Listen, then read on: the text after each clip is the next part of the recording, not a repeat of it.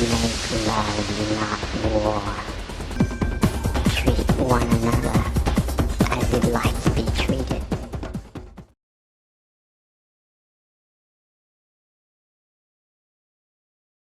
Primarily, my first interaction was essentially a intelligence briefing and virtual training experiences. So my first interactions was more like a virtual three-dimensional video game experience, which was quite terrifying because we're just sort of assaulted by swarms and swarms and swarms of insects, just over and over and over again. And it's kind of freaky. I still don't like swarms of bugs or stinging insects. It still kind of weirds me out. Now, I'm still the guy that, if I see a bee, struggling on the sidewalk, I go, oh, come here, little bee, let me help you out. I mean, I don't hate insects in any way, shape, or form, but they still give me the creepies and the willies sometimes because of that combat trauma experience. So my first experience was just like, this is the enemy, this is the beast, this is what you have to be concerned about. And my first physical interactions with them were just, combat oriented, which were really messy. I don't know any other nice way or without trying to be graphic. It was just a very unclean, messy experience, both physically, emotionally, tactically, strategically. It's just a very, very messy experience trying to engage in combat with an organized insect hive mind. I'll just have to say that. They're incredibly organized, and it's really difficult to sort of tactically approach an opponent like that without having to really think outside the box, because they just defy, 9 out of 10 of the reasons that you think when you do A, your opponent is going to do B, but you're presuming that basically on sort of the million interactions and psychological processes and not on an insect hive mind, which is completely different. So it really changes the day. I will say, however, that my first experience that was peaceful with them was kind of on my own impetus, really. We had regular patrols, which is part of our daily routine. And so, correct, I'm sorry, yeah, this is beyond the surface of Mars between 1987 and, I'm talking sort of between 1987 and 1995 is sort of my first interactions. And before this first time that I actually encountered them personally was probably would have been maybe about 1990, 91, sort of. I'd only been there maybe 3 or 4 years. And so we were on a patrol, and we were, coming across this sort of territorial line where we could see the mantids out sort of from their hive, engaging in some sort of activity. Looked like they were bringing things out and sort of laying lines out of things and sort of into the daylight or into the sun, it turns out, for some reason. And as we were watching and doing our patrol, and we're supposed to just get to a certain point, observe whatever's happening, and then return, and I just found myself really trying to think hard about everything that I could remember from junior high or high school biology class about insects. And I said, I'm willing to bet that if I put down my gun and I walk over there, not threatening, that they're not going to attack me. The squad was like, sure, go ahead. we don't think you're correct necessarily about that, but yeah, you want to go get ripped apart, sure, we'll jump in and grab your head and take you back and get you rebuilt again, like always. But, we don't think that's necessarily a good idea. And I said, well, you know what? I think it is. So I don't think that approaching as a singular entity that I'm going to get attacked. And if I'm wrong, then I will come back running, screaming, I was wrong, I was wrong. But that's not what happened. So I put down my weapons and I approached. And the closer I got, obviously, the more I could notice that they were attending that I was approaching. And then when one of the, I'd call them sort of one of the more intelligent drones, which are sort of a, 5.5-ish feet tall, sort of combination of what I would say between a mantid person or a mantis person and an ant person, and sort of, approached and was communicating psionically pretty clearly. We had a very brief conversation about, hi, I'm from up there and we live over there, and hi, I'm from up there and we live over here. And we essentially were able to start, a passive enough dialogue at that point that when I went back and filled out my report, a CO called me in and was like, did you really walk up to the front of the hive and just wave and say hi? And I said, yeah, I did. I just walked up and waved and said hi. And he just kind of shook his head and said, wow, that is brass buttons, my friend. That is really brass buttons.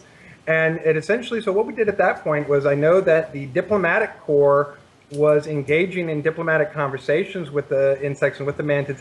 Even though we were continuing to sometimes engage with them militarily, that didn't seem to stop the diplomatic process from going on. They really seemed to be very independent, mechanically of one another.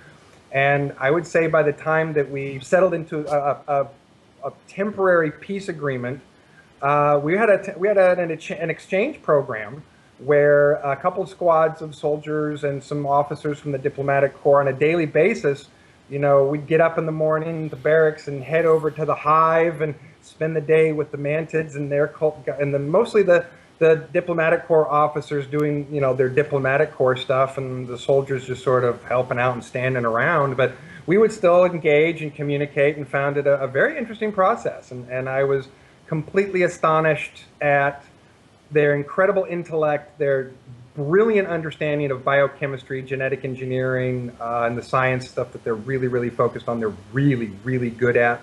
So at first, we just sort of think that, they're giant, kind of smart insects. No. I mean, they're just like really smart, genius evolved scientists that can really do some amazing things.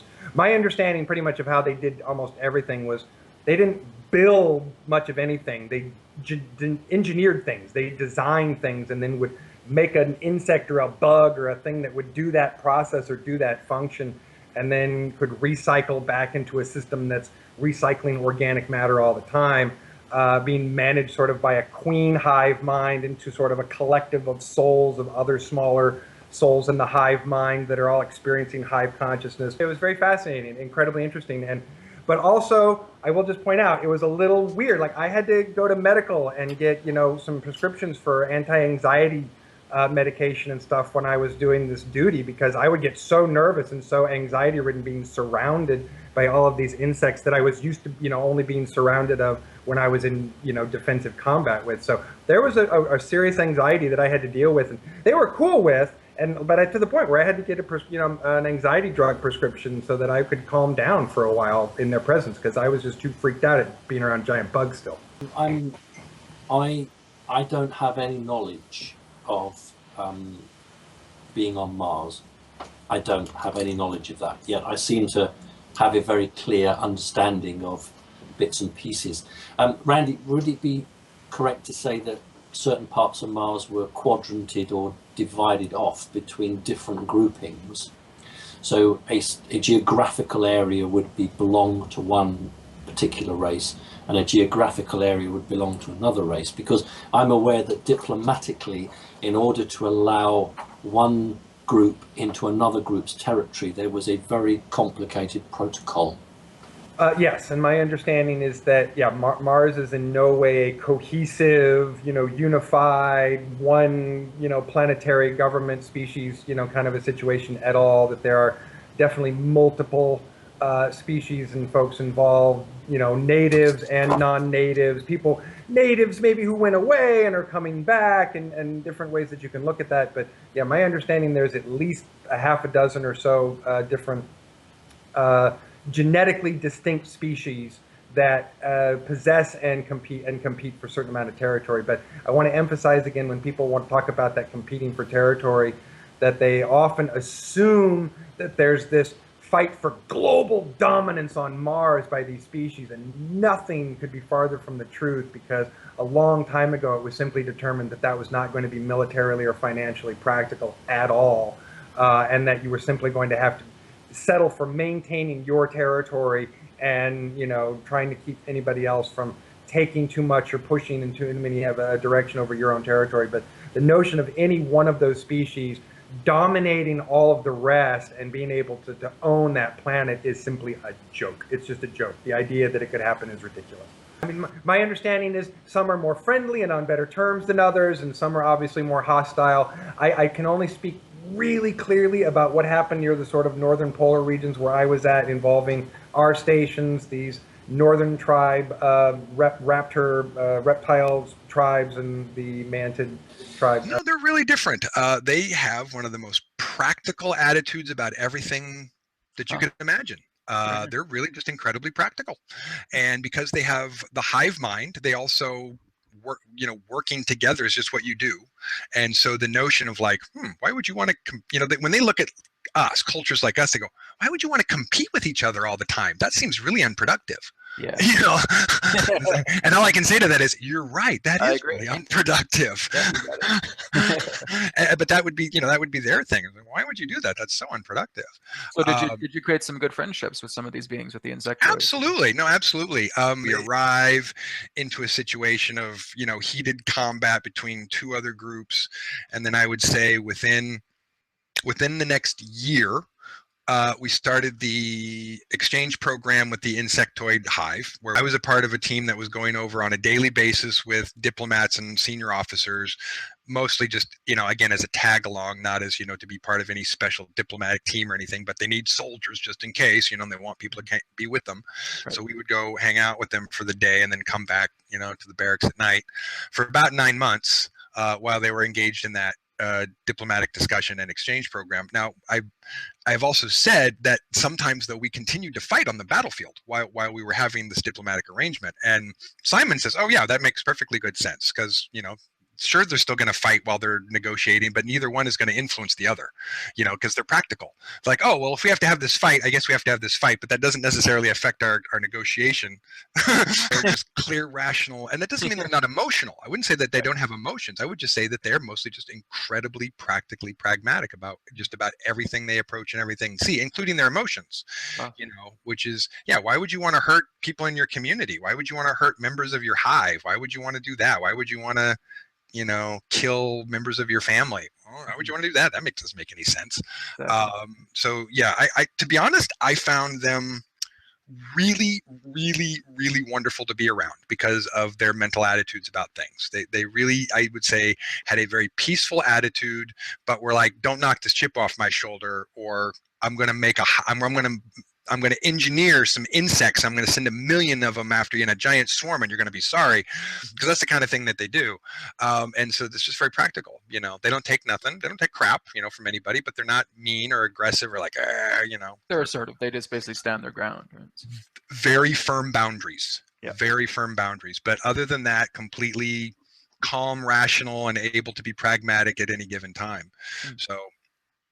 Yeah, a fascinating species to me. And would it also be say that at the time that you were on Mars, the humans had the technology to bring you back to life had you been physically dead?